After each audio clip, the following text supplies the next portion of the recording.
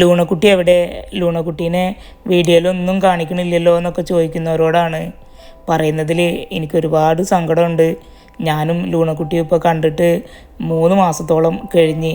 ഇനിയിപ്പോൾ ഞാനും ലൂണക്കുട്ടിയും ഇനി കാണുമില്ല.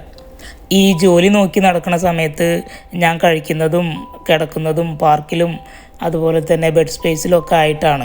ഇങ്ങനൊരു സിറ്റുവേഷൻ എനിക്കുണ്ടാവും എന്നറിഞ്ഞത് കൊണ്ട് തന്നെയാണ് ഞാൻ ലൂണക്കുട്ടീനെ മറ്റൊരു ഫാമിലിക്ക് കൊടുത്തിട്ട് സേഫാക്കിയത്. അല്ലെങ്കിലും നമുക്ക് അത്രയും ഇഷ്ടമുള്ളവർ സേഫായിട്ട് തന്നെ ഇരിക്കട്ടെ എന്നേ. ശരിക്കും ജീവിതത്തിൽ തനിച്ചായി പോയതിൽ ഒരു വിഷമവും എനിക്ക് തോന്നിയിട്ടില്ല. അല്ലെങ്കിലും ഏതൊരു മനുഷ്യനും തനിയെ നടക്കുന്നതിൽ ഒരു വിഷമവും ഉണ്ടാവില്ല.